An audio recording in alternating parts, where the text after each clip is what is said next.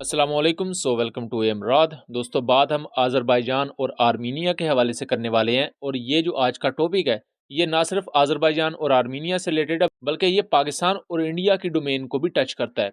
बात कुछ यूँ है कि आज़रबाईजानी मिलिट्री ऑफिशियल्स ने एक इंटरनेशनल मीडिया न्यूज़ एजेंसी को ये बताया कि उनके पास ये कैपेबिलिटी मौजूद है कि वो आर्मीनिया के वेपन्स को बड़े ईजिली डिस्ट्रॉय कर सकते हैं। वो वेपन्स जो कि इंडिया ने रिसेंटली प्रोवाइड किए हैं आर्मीनिया को। दोस्तों, मैं बताता चलूँ कि आज़रबाईजान और आर्मीनिया के दरमियान नगोर्नो काराबाख का एरिया है जो कि डिस्प्यूटेड है। जैसे पाकिस्तान और इंडिया के दरमियान कश्मीर का एरिया है, अमेरिका और रूस के दरमियान अलास्का का एरिया है, इसी तरह आज़रबाईजान और आर्मीनिया के दरमियान भी नगोर्नो काराबाख का एरिया है और उसको लेकर माजी में काफ़ी जंगें भी चल चुकी हैं। रिसेंटली एक बहुत बड़े पैमाने पर 2020 में नगोर्नो काराबाख वॉर हुई। 2023 के सेकंड हाफ में बहुत बड़े पैमाने पर झड़पें हुई आज़रबाईजान और आर्मीनिया के दरमियान, जिसमें आज़रबाईजान ने बहुत से इलाकों को अपने कब्जे में ले लिया और लेटर ऑन आर्मीनिया को उन जगहों को आज़रबाईजान की तहवील में देना पड़ा और आज़रबाईजान की सोवरेनिटी को रिकॉग्नाइज करना पड़ा। अब आज़रबाईजानी मिलिट्री सोर्सेज ने यह क्लेम किया है कि जो इंडिया ने रिसेंटली वेपन्स प्रोवाइड किए हैं, जिनमें Akash surface to air missile system है, पिनाका रॉकेट्स हैं, कल्याणी ग्रुप के रॉकेट सिस्टम है, आर्टिलरी आप उसे कह सकते हैं, आर्टिक्स आर्टिलरी है, उसके अलावा एंटी ड्रोन सिस्टम्स हैं, वेपन लोकेटिंग रडार है, स्वाति जिसे कहा जाता है। ये वो वेपन्स हैं जो कि इंडिया ने प्रोवाइड किए हैं आर्मीनिया को और फ्यूचर में मजीद ऐसे वेपन्स प्रोवाइड किए जाने का इम्कान है, जिनमें ब्राह्मोस मिसाइल हो सकता है। SU-30 को टेक्निकल सपोर्ट प्रोवाइड कर सकता है हिंदुस्तान, क्योंकि आर्मीनिया के पास SU-30 जहाज़ मौजूद है। लेकिन चूंकि यूक्रेन रशिया वॉर की वजह से रशिया तो उनको स्पेयर पार्ट्स प्रोवाइड इस वक्त नहीं कर पा रहा, क्योंकि रशिया इस वक्त अपने SU-30 को अप टू डेट रखेगा यूक्रेन से लड़ने के लिए। इसलिए इंडिया ये कोशिश कर रहा है कि हमें अगर इसकी बिड मिल जाए तो हम आर्मीनियन SU-30 जहाज़ों को मेंटेन कर सकते हैं। तो आज़रबाईजान इस चीज़ को लेकर काफ़ी ज़्यादा स्ट्रिक्टली इस वक्त इंडिया पर क्रिटिसिज्म भी कर रहा है कि आप हमारे दुश्मन को इतना हैवीली असले से लेस कर रहे हो, तो हम इसका आपको जवाब देंगे। अब आज़रबाईजान ने भी पाकिस्तान, तुर्की वगैरह से वेपन्स खरीदने शुरू किए। तुर्की से ड्रोन्स वगैरह खरीदे आज़रबाईजान ने। रिसेंटली एकंचे ड्रोन भी उनके पास आ चुके हैं। TB2 वो इससे पहले यूज़ करते थे। पाकिस्तान के गज़ब MLRs को यूज़ करता है आज़रबाईजान, जिन्हें हम यरमूक रॉकेट्स कहते हैं। रिसेंटली आज़रबाईजान ने $1.6 बिलियन का मुआहदा तय किया है पाकिस्तान के साथ, जिनमें वो unspecified number GF-17 thunder block 3 aircraft के खरीदेंगे और ये ब्लॉक 3 स्टैंडर्ड के एयरक्राफ्ट होंगे जो कि 4.5 प्लस जनरेशन के होंगे और ये इवन टेक्नोलॉजिकली आर्मीनिया के SU-30 एयरक्राफ्ट से भी बेहतर होंगे अपने रडार के मामले में, अपने वेपन सिस्टम के मामले में, अपने सेंसर फ्यूजन के मामले में। आज़रबाईजानी मिलिट्री ऑफिशियल्स ना सिर्फ ये कहते हैं कि वो इन इंडियन वेपन्स को डिस्ट्रॉय करने की ताकत रखते हैं, बल्कि इसके साथ साथ वो इंडिया की जो वेपन इंडस्ट्री की रेपुटेशन है उसको भी डिस्ट्रॉय कर सकते हैं। ये उनका दावा किस हद तक सच है? बहरहाल, रेपुटेशन इंडियन डिफेंस इंडस्ट्री की तब डिस्ट्रॉय होगी अगर आर्मीनिया उन वेपन्स को यूज़ करे और वो वेपन अच्छा परफॉर्म ना करें। इंडिया अगर उन्हें स्पेयर पार्ट्स नहीं प्रोवाइड कर रहा या सप्लाई चेन का इशू है, तो फिर हम कह सकते हैं कि इंडिया की जो डिफेंस मार्केट है उसमें उसे डाउनग्रेड होना पड़ेगा या उसकी बदनामी हम कह सकते हैं होगी।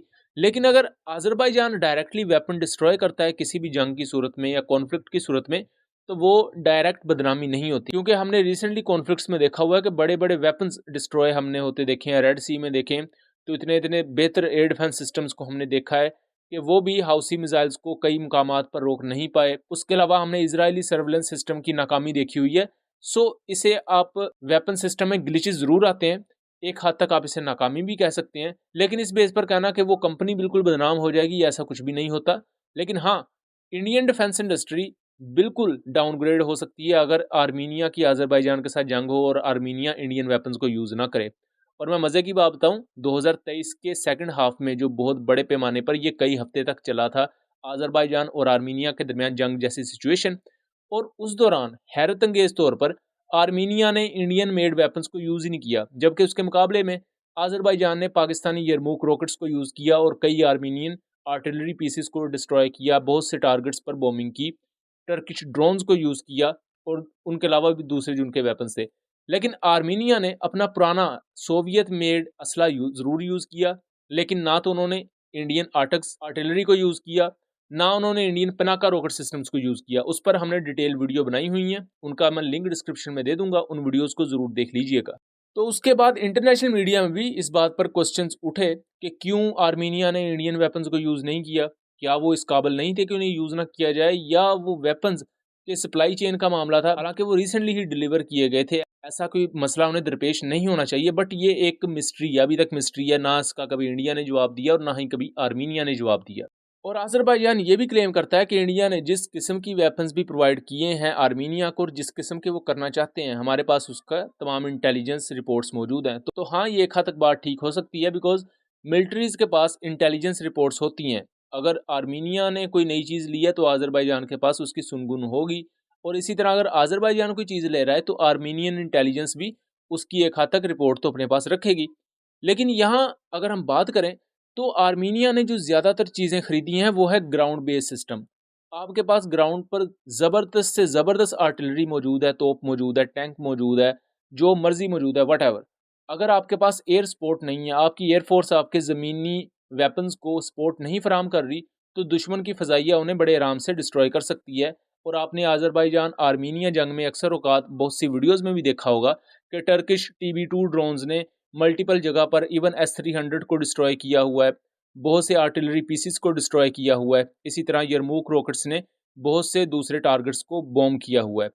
तो इसलिए आपकी जो एयर फोर्स है वो स्ट्रांग होनी चाहिए। लेकिन इस वक्त देखा जाए तो आर्मीनिया के पास लैंड सिस्टम उन्होंने इंडिया से ज़रूर खरीदे हैं, लेकिन उनकी एयर फोर्स बहुत ज़्यादा मुश्किलात का शिकार है। लेकिन अज़रबैजान की यहाँ अगर स्ट्रैटेजी देखें तो वो अपनी एयर फोर्स को स्ट्रॉन्ग कर रहे हैं। उन्होंने रिसेंटली अकंचे ड्रोन खरीदे हैं। अब अकंचे ड्रोन एक हेल UCAV है और बहुत पावरफुल दुनिया के UCAVs में माना जाता है। TB2 ड्रोन उनके पास ऑलरेडी मौजूद है जो कि बैटल टेस्टेड है। अब वो JF-17 थंडर ब्लॉक 3 एयरक्राफ्ट लेने जा रहे हैं पाकिस्तान से, और ये पाकिस्तान की अब तक की सबसे बड़ी डिफेंस डील है। तो ये तमाम चीज़ें अगर देखी जाएँ, ये तमाम चीज़ों को एनालाइज़ किया जाए तो अज़रबैजान ने जो दावे किए हैं कि वो इस कैपेबल हैं कि वो इंडियन वेपन्स को डिस्ट्रॉय कर सकते हैं, वो एक हद तक ठीक है।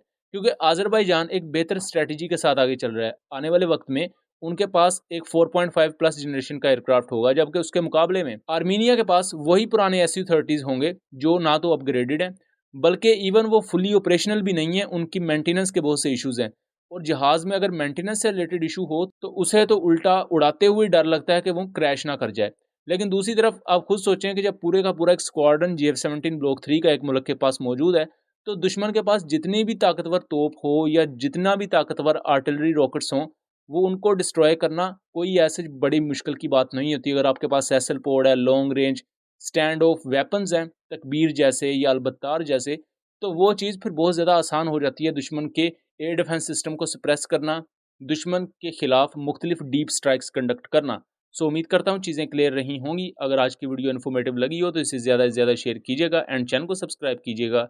मिलेंगे अगली वीडियो में, तब तक के लिए अल्लाह हाफिज़।